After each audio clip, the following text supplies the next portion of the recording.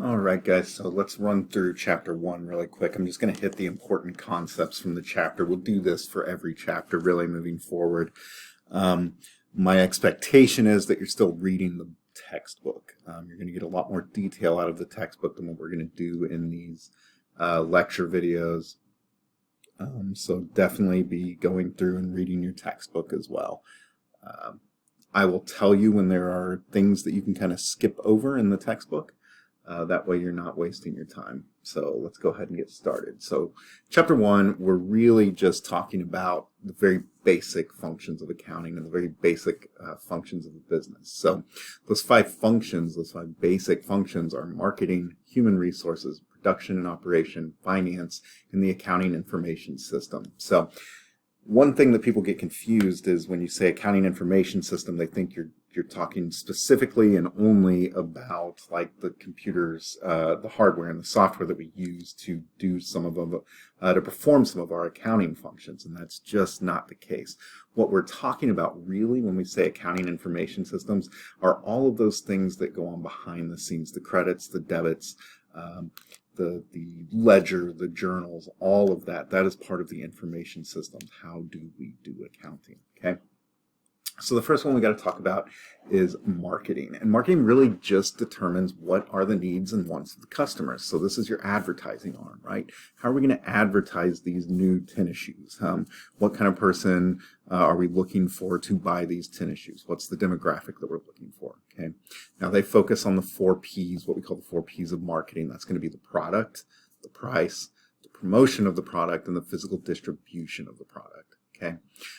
So the product obviously is the product. So if you're trying to sell shoes, that's going to be the product. The price is what is a good price point for this. We've got to find a good equilibrium, right? So if you take an economics course, you'll understand what I'm saying what I mean when I say what's the equilibrium. What's going to be our margin on this? What's our contribution margin? What's our profit margin?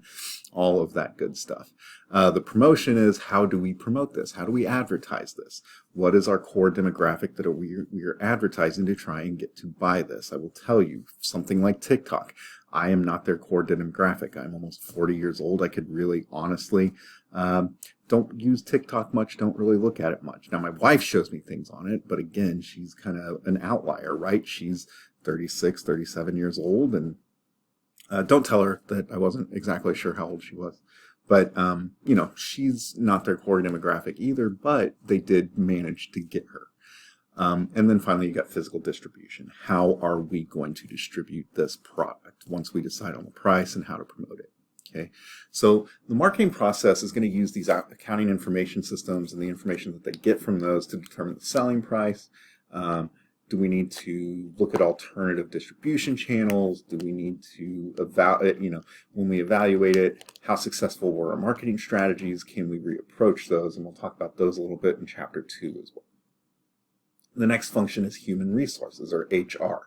We're all I would imagine that we are all fairly familiar with HR. They are responsible for making sure that employees are given the opportunity to succeed. They're responsible for hiring employees. They're responsible in some cases for terminating relationships with employees.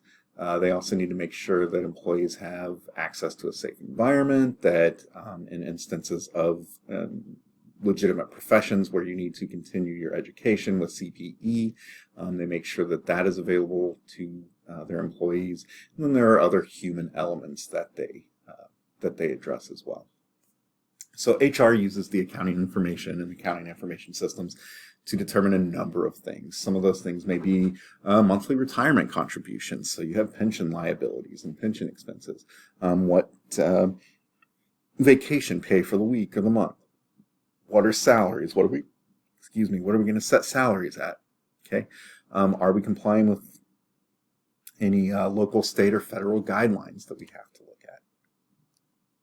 So the next part was production and operation. So they're really responsible for the day-to-day activities of business. Okay. So this is going to be your planning, your organization, your directing, controlling, all of that good stuff. Okay. So it's easier to see here how accounting information is used when for the production and operation processes, right? So here to kind of determine how the production and operations process uses accounting information, you're going to look at these numbers, your sales figures. You're going to look at the expenses that it costs to produce these things, and it's easier to see how those are used to evaluate kind of the success and failure of those activities. Much easier than when we consider things like HR. Okay. We have finance. This is another process that is, they're responsible for managing the financial resources of the company. This is exactly what it sounds like, right? So they're going to consider issues such as, when do we raise capital? How do we want to raise that capital? When and where are we going to invest that capital? Are we going to invest it in land? Are we going to invest it in new equipment? Are we going to invest it in new properties, new buildings, new warehouses, new manufacturing facilities, new vehicles to use for delivery? All of those things, those are decisions that the finance branch is making. Okay. Again, it's much easier to see where this function uses the accounting information. Okay. They're going to use it to evaluate investment proposals. Does it make sense for us to propose at this amount? What is what are the cash flows for this? Does it make sense? Finally, we've got the accounting and information systems. Like we said, this is not just the software and hardware that we use. This is how do we function in accounting. Okay, so they're responsible for providing any useful information to internal and external parties. So remember, we talked about internal parties. That's going to be more of the managerial type accounting that we'll talk about. External parties, that's going to be that financial piece that we talk about. So this is going to be presenting information to creditors, potential investors, current investors, the government, to make sure that we're in compliance with any regulations that they have. And we got the Accounting Information System, or AIS. So if you hear me say the term AIS, that's exactly what I'm talking about, are these information systems that our accounting function is built on. Okay, and then we'll take a lot more time throughout the course to discuss at great length some of these systems. So now we got to talk about the different types of business organizations that we have. So we've got sole proprietorships and partnerships. We're going to kind of lump those together, and then corporations. So sole proprietorships and partnerships have some advantages. So these are businesses that are owned by one person, which is a sole proprietorship, or by two people, two or more people, and that's going to be your partnership. So one of the advantages is that it's easy to form these. You could form an LLC or an LLP pretty easily. It costs you, it's a minimal cost, and you got to file some paperwork with the state that you are forming in. Also, your income taxes are only at the individual level. These are what we refer to as flow-through entities, meaning the income flows through those entities directly to you. So when it comes tax time, you are only taxed based on the income that you got from the partnership or the sole proprietorship. Okay, you don't get taxed at that sole proprietorship level, and then again at your individual income tax level. The income from the partnership or the sole proprietorship is your income, so you're only taxed once. There tends to be more owner involvement. Like we'll talk about with corporations, those are shareholders typically, right? So you may have millions and millions of owners in that company. So with the sole proprietorship or the partnership, it's pretty obvious that you have more involvement from the owner. They're more involved in the day-to-day. Some of the disadvantages, though, are that there's what we call unlimited liability, meaning that if somebody were to injure themselves, if you had a rusty awning in front of your store and it fell and it hit somebody in the head, that person would be able to sue you. And not only would they be able to sue the business, if the business didn't have enough assets to cover the medical bills or whatever the settlement in the lawsuit was, then they could go ahead and sue you as a sole proprietor or a partner in the company for your personal assets. They could come up to your house, your car, the assets in your bank accounts, all that good stuff. You do have a limited ability to raise capital, especially as a sole proprietor. You can't sell shares of stock in your company, right? Because then you're no longer a sole proprietorship. So it's more difficult to raise capital. And also with a partnership, each partner is going to have what we call a capital account within the partnership. It is kind of their equity in the partnership. And then you've got what we call mutual agency, which basically just means you've got to consider everybody else's wishes and plans. plans, right? So if you're a partner in a partnership with 2 or 3 other people, it's hard for you to just make a decision. Now, you could look at percentage ownership in the company, and if you're a majority partner, you may be able to make some decisions on your own without taking your other partners into consideration, but typically you've got to take into consideration their wishes and their plans. One other one that I don't really have listed on here is that it's got a limited life as well. So in a sole proprietorship, if there's no legal paperwork, not a will, something like that, as soon as the owner dies, that sole proprietorship dissolves. It no longer exists. Same thing with a partnership. If you got a partnership with 2 people or 3 people, when one of the owners dies, when one of the partners dies, that partnership has to dissolve. So for instance, if me and my buddies had a partnership called Good and Bondani and Himman, if Himman died, we could no longer call that partnership Good and Bondani and Himman. We would have to file paperwork to legally change the name of that partnership to Gooden and Bondani, because Himman no longer exists. That partnership no longer exists. So for corporations, these are what we typically think about when we think about companies, right? So a corporation in the United States, from a tax perspective, is a legally separate entity from its owners. So there are some advantages in being a legally separate entity from your owners. There's limited liability, right? So if I invest in GE, I buy shares of stock in GE, and somebody sues GE, they cannot come after my personal assets. I am only limited in liability to my investment in the corporation.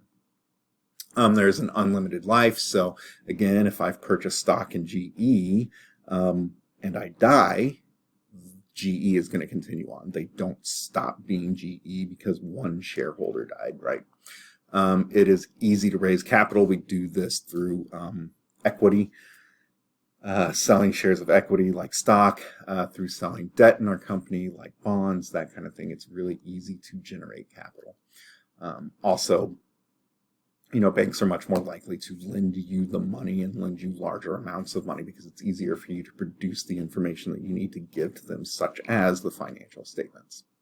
Some of the disadvantages of the corporation are that there are a lot of regulatory requirements. You'll see, we'll talk about in Chapter 2 a little bit, SOX, so the Sarbanes-Oxley Act. It puts a lot of regulations on a publicly held company and what they have to do. And also, you have double taxation. So double taxation just means that since the owners and the entity are legally separate, they get taxed twice. They get taxed once at the corporate level, and then once that income goes to the owners, the owners get taxed then. So you have double taxation. That's typically the biggest disadvantage that you will see.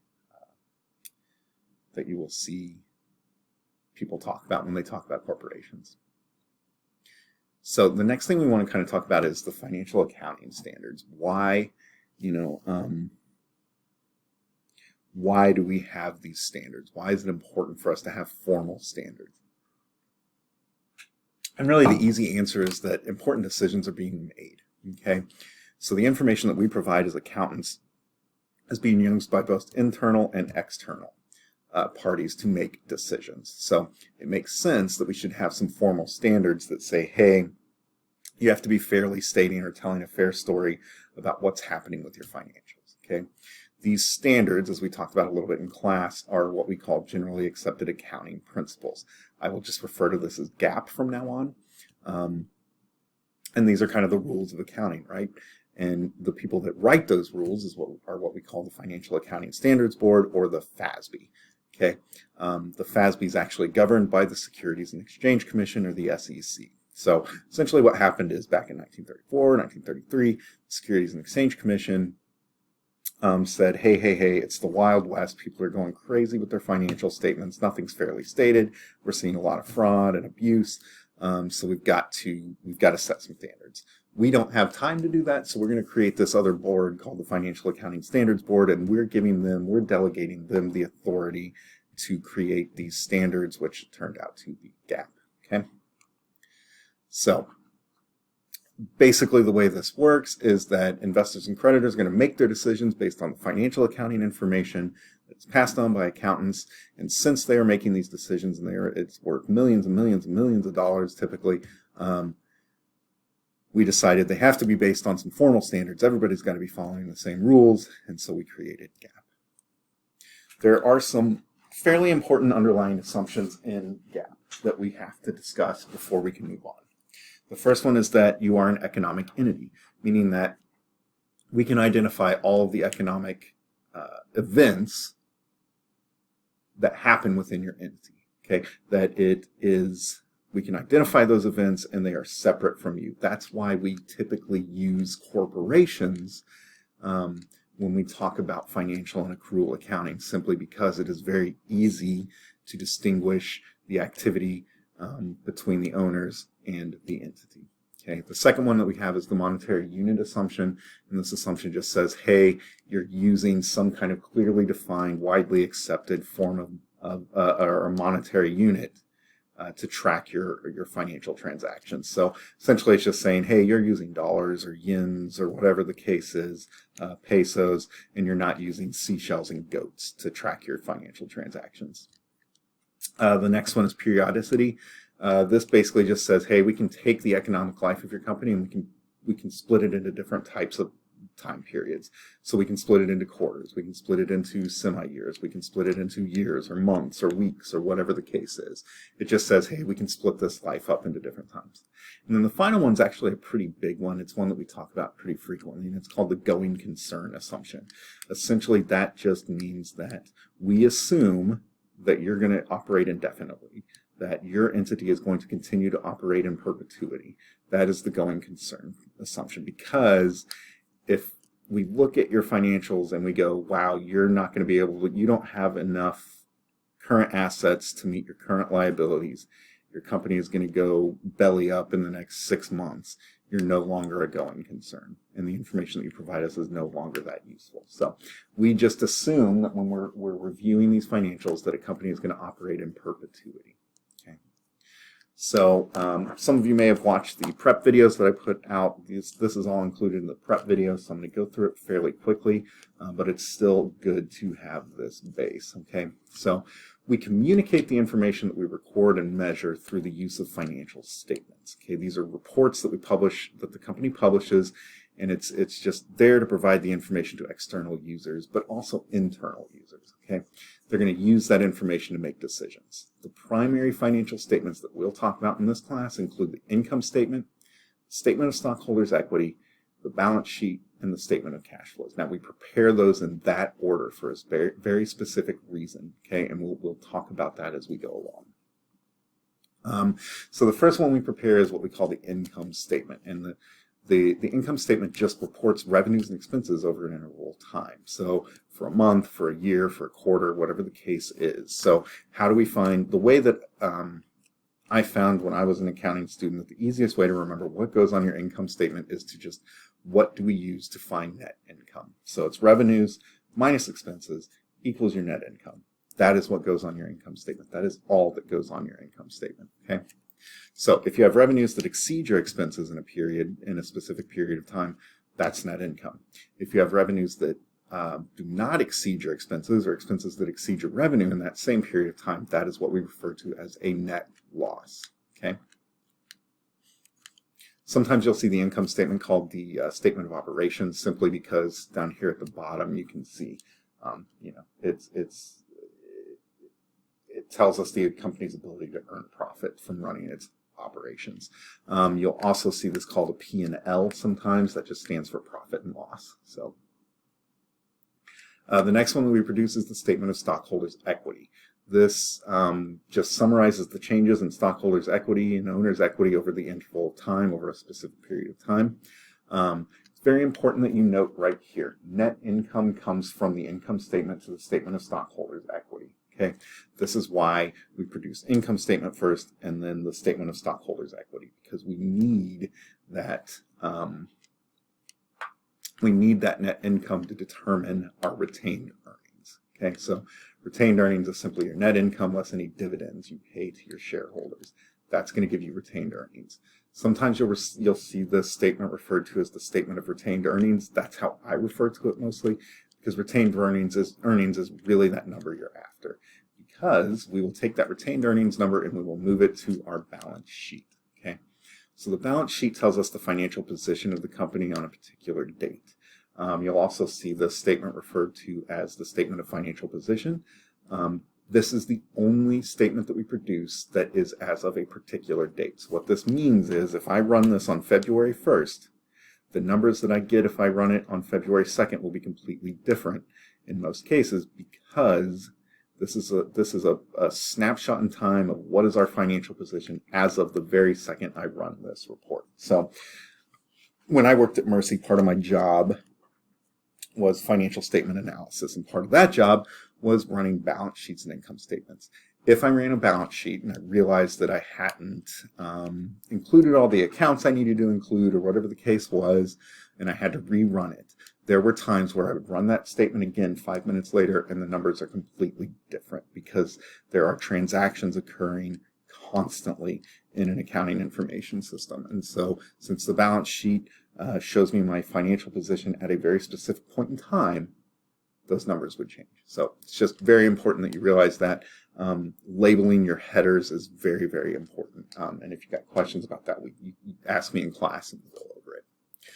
So your financial position really just means your assets equals your liabilities plus your equity, or your resources equal other people's claims to your resources.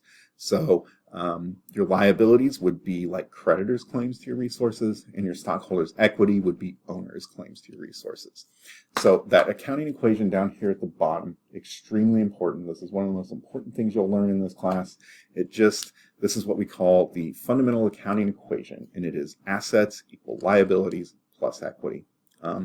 A lot of the problems that we'll talk about in this class you can solve very easily by utilizing that equation. And finally, we have the statement of cash flows. Okay, I should mention your retained earnings number from your statement of stockholders' equity, your statement of retained earnings flows to your balance sheet. Your statement of cash flows. Okay, statement of cash flows is what we consider to be a complementary statement, meaning we only run it to complement the other statements. So the income statement, if you think about it, tells us about revenues and expenses, but not all of those revenues and expenses are cash. Okay, so we don't know that all of those revenues are inflows of cash, or all of those expenses are outflows of cash. The balance sheet only tells us the ending number of our cash, so it doesn't tell us how we got to that number. That's why we produce the statement of cash flows. The statement of cash flows tells us how we got from our beginning cash balance to our ending cash balance during that period of time. It's classified in the three different activities that we talked about: operating, investing, and financing. So the operating, those are going to be the things that involve your revenue and your expense activities. Investing is going to be the activities that for the purchase or sale of investments and long-term assets. And then financing is going to be were you paying off vendors and creditors? Were you borrowing money or selling bonds? That kind of thing. Okay. So this is just a quick reminder of the flow of information, right? So the income statement, we get the net income that flows to your statement of retained earnings. We use net income to get our retained earnings number, and then we take that retained earnings, put it on the balance sheet. That becomes our ending retained earnings, and we use that to calculate our total equity. So retained earnings plus your contributed capital, like common stock, preferred stock, additional paid-in capital, those accounts, those are going to be equity.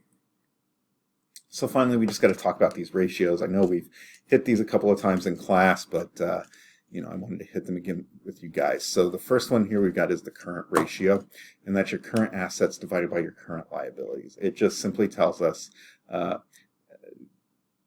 what is the relationship of my assets to my liabilities.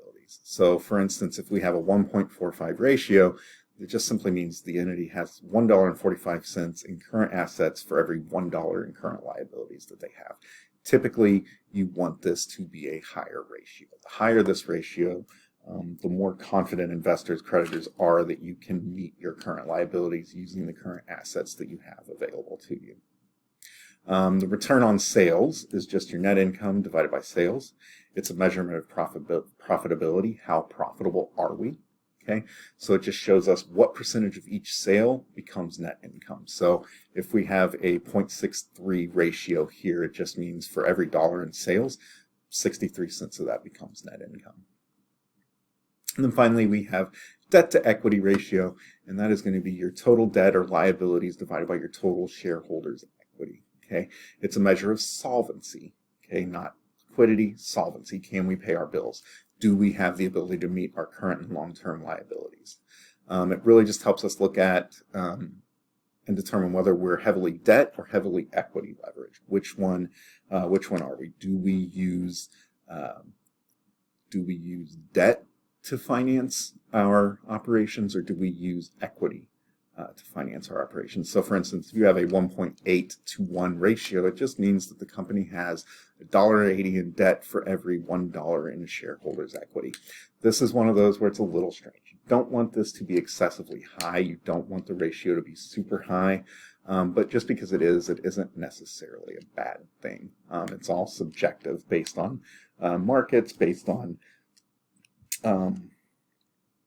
the industry you're in, all kinds of fun stuff like that. So if you have any questions, we can answer them in class Monday when we meet, or you can feel free to email me.